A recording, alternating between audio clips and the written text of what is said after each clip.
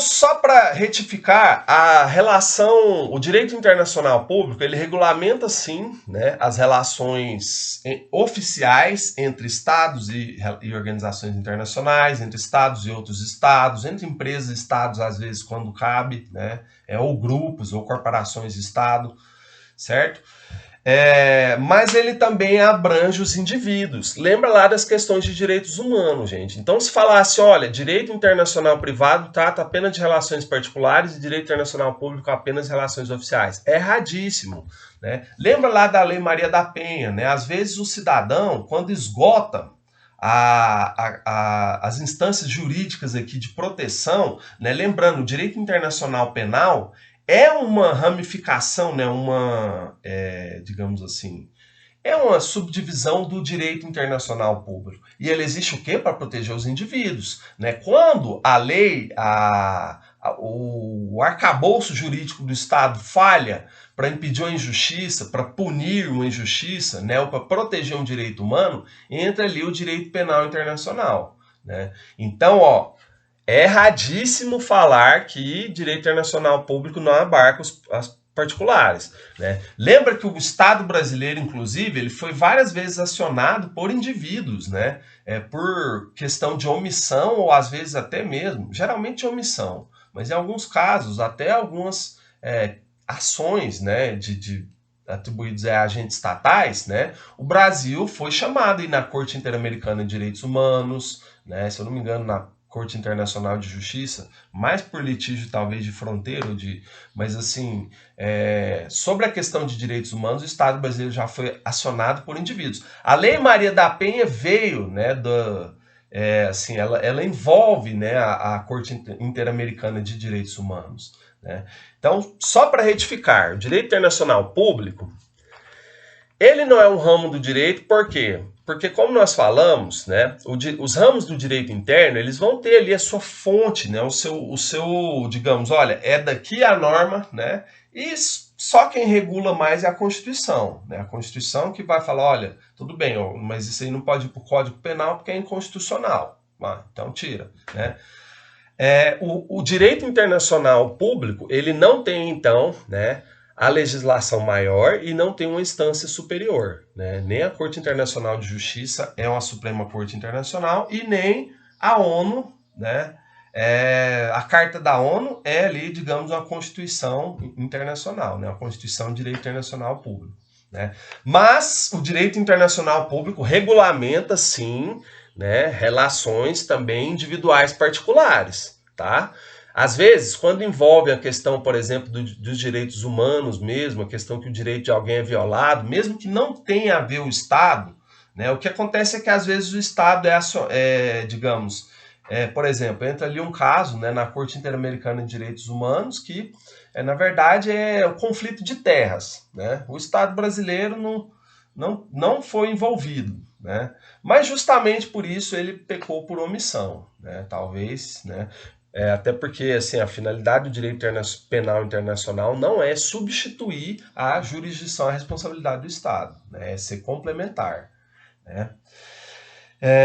Agora, o direito então é erradíssimo falar que o direito internacional público não, né, que não abrange ali os indivíduos, certo? Às vezes quando por exemplo, ocorre uma violação do direito, né, e aí o direito internacional público vai ali sim para proteger o indivíduo, né?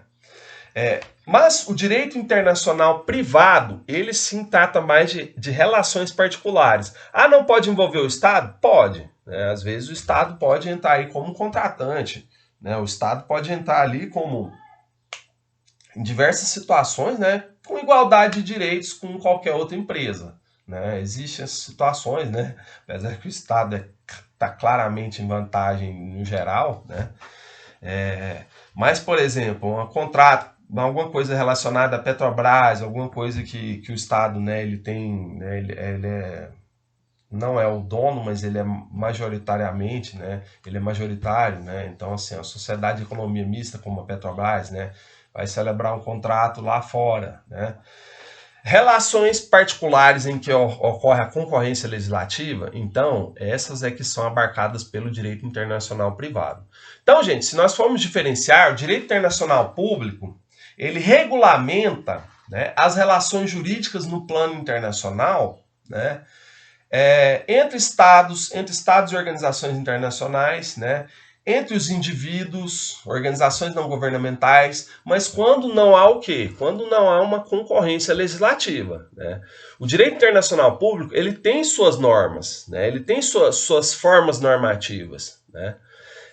Que está lá, né? As fontes conforme o próprio Estatuto da Corte Internacional de Justiça, né?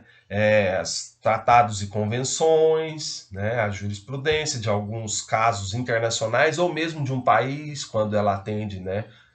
Por exemplo, tem um caso análogo ali entre dois países na Corte Internacional de Justiça. Aí algum dos juízes fala, teve um caso parecido com o direito interno de tal país. Opa, vamos olhar lá e ver se a gente pode, né, aplicar isso aqui, beleza?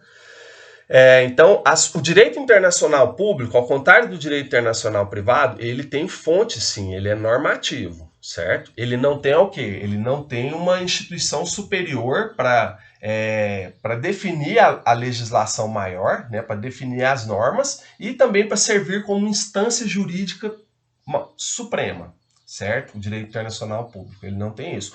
O direito internacional privado não tem normas, né? Não é normativo, ele não vai resolver os conflitos por si. Ele vai dizer qual que é a legislação que vai abarcar ali aquele caso concreto, certo? Então, essas são basicamente, né, as principais diferenças aí entre os ramos do direito internacional, direito internacional público e direito internacional privado. É necessário estar atento, né, para não confundir e achar que só o público regulamenta relações oficiais e o privado particulares. Não é dessa forma simplista que funciona. Tá? Então, o direito internacional público ele é normativo, mas não é um ramo do direito tradicionalmente, porque ele não pertence ao direito interno. Né? O direito internacional privado, já é um sobredireito. Né? Ele é mais um guia, um indicador, né? Um indicador.